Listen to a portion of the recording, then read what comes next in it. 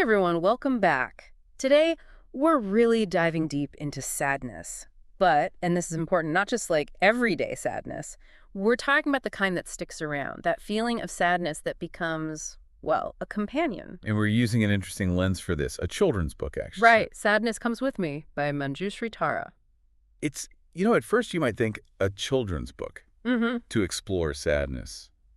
But it's surprisingly insightful the way it uses simple language, illustrations. It makes you really think about this, universal thing, dealing with sadness in a new way. And one of the first things that really stood out to me was how the book makes sadness, like a character almost. Yeah, it's this like shadowy figure, always there, lurking in the background. Like you turn the page, and no matter what the narrator's doing, playing at school, even at home, that sadness is right there. And you can just tell it really gets at how inescapable it can feel when you just can't shake that sadness. And by giving it that form, that almost, monstrous presence, Right. It makes you confront it. It's true, because you start to see yourself as separate from the sadness. It's not just you. It's something you're experiencing. Which can be kind of freeing. Because then it's like, okay, maybe it won't last forever, right? It's not inherently me, it's just visiting. Like a bad house guest. Exactly. And the book really shows all the ways we try to, get rid of this house guest. All the things we do to avoid sadness. Right, like distraction. Or just trying to pretend it's not there. But It doesn't work, does it? no.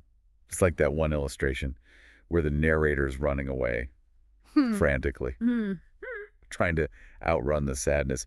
But it just keeps pace. Ugh, it's heartbreaking, but so relatable, Been there. And that's the thing, running from it, it never works. It just makes it feel louder, closer. And it's like, what happens when we try to numb ourselves with, I don't know, distractions or keeping busy? You get a little break, maybe, but then... It comes back stronger. And the book really captures that feeling of, spiraling, like you're trapped. The colors get more intense. Everything feels frantic. And it all builds to this one really powerful image where the narrator just breaks down, cries out for help. And it would be easy to see that as weakness, but it's not, right? It's a turning point. Because calling for help, that's what opens a door for connection, for a new perspective. And that's where the mother comes in. She's the one who says, what if we look at this sadness not as a monster to outrun, but as a guest? Yeah. Sadness as a guest. It's definitely not the first thing that comes to mind. Right. But the more I thought about it, the more it made a weird kind of sense. It completely changes how you see it. Right. Like it's not something to be afraid of anymore. But welcome. How do you even begin to welcome sadness? That is the million-dollar question, and that's exactly what we're going to dig into in the next part of our deep dive. So we're thinking about sadness as a guest now, but what does that even look like? Welcoming sadness. Well, the book, it kind of gives us a clue. It talks about how, just like any guest, sadness wants to be acknowledged. Not, invited to move in necessarily, but recognized. So not slamming the door in its face. Maybe not rolling out the red carpet just yet. Right, exactly. More like just noticing it's there. Yeah. And that's where I think mindfulness comes in.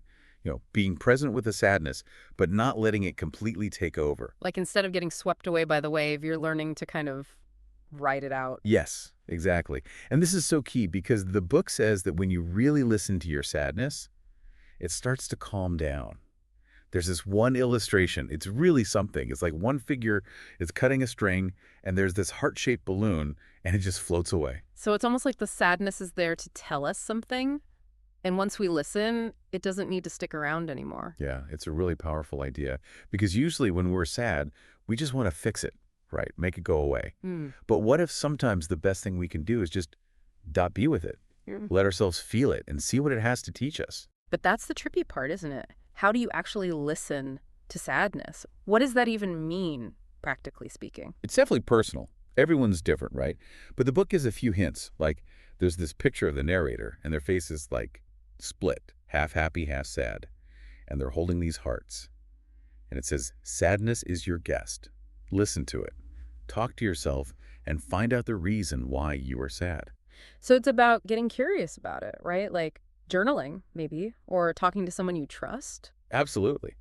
Giving yourself permission to explore the sadness, but in a safe way, without judgment. It's funny because it's almost the opposite of what we usually try to do, right? We want to distract ourselves from sadness, push it down, but this is like leaning in. And honestly, it can be really powerful. Just acknowledging it, letting yourself feel it fully, sometimes that's the hardest part. It's true, but this whole sadness as a guest thing, I have to admit, it's still a little out there for me. And that's okay. It's okay to be a little unsure about it.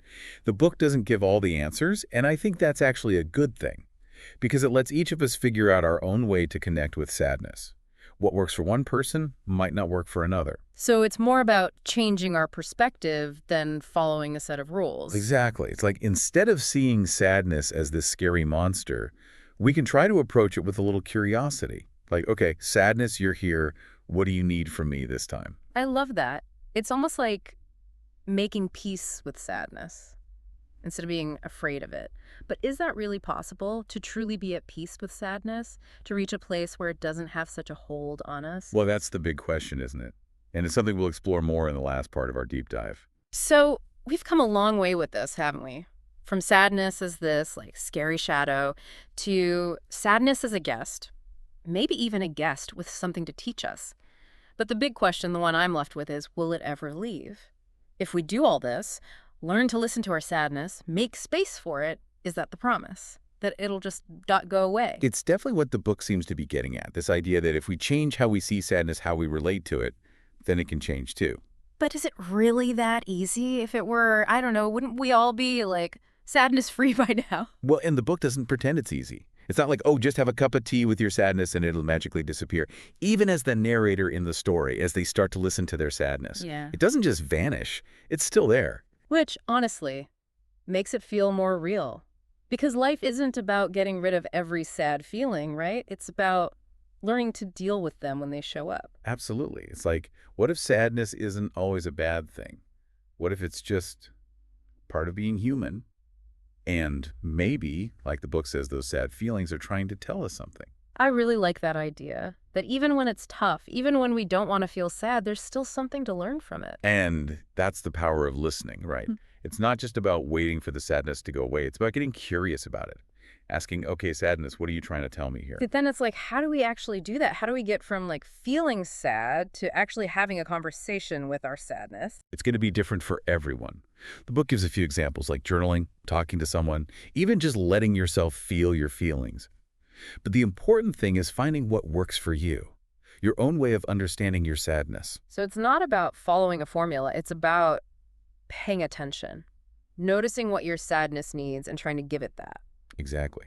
And maybe if we get good at that, if we learn how to really listen to ourselves, sadness becomes less of a scary monster and more like a teacher, maybe. Or a guide. A guide that's maybe a little grumpy sometimes, but ultimately wants to help us. Exactly. I like that. It's hopeful, but also honest. Like, sadness is a part of life, but it doesn't have to control us. We get to choose how we respond to it. I love that. Well, there you have it. Our deep dive into sadness comes with me. We hope this has given you some new ways to think about sadness, maybe even some comfort, because no matter what you're feeling, you're not alone. And sometimes the bravest, kindest thing you can do is just listen to your own heart. Thanks for joining us.